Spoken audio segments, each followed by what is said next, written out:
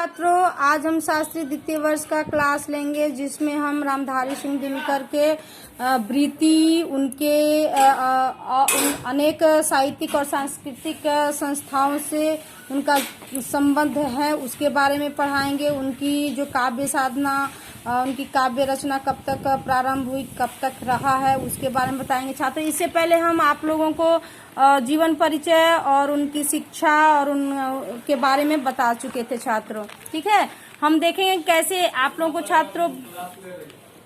छात्रों हम बताए थे कि वो उनकी जो आर्थिक स्थिति थी बहुत दयनीय थी, लेकिन उसी को उन्होंने अपने आप को उससे उबारा है। उसको देखेंगे कैसे उन्होंने अपने आप को आर्थिक स्थिति से ठीक किया। सन 1932 में पटना कॉलेज से ग्रेजुएट होकर वो अपने जिले के बरबीघा हाई स्कूल में एक वर्ष प्रधानाध्यापक पद पर हैं। उन्होंने 1932 में अपने ही क्षेत्र में एक जिले में बरबीघा हाई स्कूल में एक प्रधानाध्यापक के रूप में रहे हैं। फिर 1934 से 1943 ईस्वी तक सब रजिस्ट्रार के पद पर योग्यता पूर्वक उन्होंने काम किया और उनकी कार्य क्षमता को देखकर सरकार ने उन्हें क्या किया, एक बिहार सरकार के प्रचार विभाग में राजपत्रित अधिकारी का पद दिया, जो 1943 से 1950 तक वे रहे हैं। उसके बाद 1950 से 52 तक वे मुजफ्फरपुर के लंगट सिंह कॉलेज में हिंदी विभाग के अध्यक्ष पद पर भी गौरवान्वित रहे हैं। तत्पश्चात छात्रों 1952 से अद्यावधि वो केंद्रीय संसद के माननीय सदस्य भी रहे हैं। ठीक है, और 1955 से 56 में वो राजभाषा आयोग के भी सदस्य रहे छात्रों। तो देखिए छात्रों, उन्होंने इतने ग्रेजुएट करने के बाद उन्होंने अपने वृत्ति का यानी अपने आर्थिक स्थिति को सही करने के लिए विभिन्न पदों पर वो पदस्थापित रहे हैं और उन्होंने अपनी कार्य कुशलता के चलते उन्होंने बहुत आगे की ओर काम किया है। और इससे सरकार ये देखकर उनको सरकार भी अपने बिहार सरकार में ये आपको राजपत्रित अधिकारी के पद पर भी उनको दिया है। उसके बाद वो छात्रों देखिए इतिहास के विद्यार्थी होने के बाद भी वो हिंदी विभाग के अध्यक्ष रहे। क्यों? तो हिंदी के प्रति उनका जो अगाध प्रेम था वो दर्शाता है छात्रों। ठीक है, आप देखेंगे छात्रों की अनेक साहित्यिक और सांस्कृतिक संस्थाओं के भी वो सदस्य रह चुके हैं। ठीक है, जिसमें हम देखेंगे छात्रों बिहार राष्ट्र भाषा परिषद पटना के संचालक मंडल के सदस्य भी रहे हैं।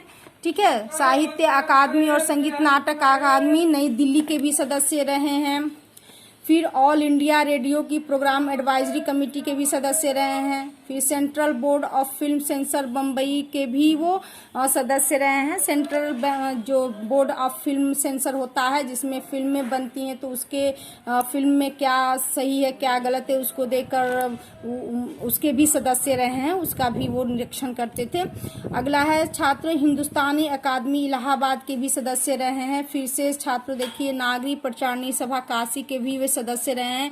इसे संसद के सदस्यों में उनकी महत्ता स्वयं सिद्ध होती है। यानी कि वो नागरिक प्रचारणी सभा काशी में जो हिंदी की बहुत बड़ा ये है एक संस्था है जिसमें जहाँ से बहुत सारी पुस्तकें शब्दकोश छपती हैं, उसके भी वो सदस्य रह चुके हैं छात्रों। यानी कि रामधारी सिंह दिनकर का जो विकास है, उनके जीवन में उनकी साहित्यिक क्षेत्र का बहुत महत्व रहा है। उनका योगदान हर क्षेत्र में उन्होंने दिया है। ठीक है छात्रों, उसके आगे देखिए छात्रों दिनकर जी की काव्य साधना। उन्होंने ये काव्य के क्षेत्र में, रचना के क्षेत्र में बहुत आगे रहे हैं। तो दिनकर जी की काव्य साधना की अवधि का लगभग कितना रहा? 45 वर्षों का रहा।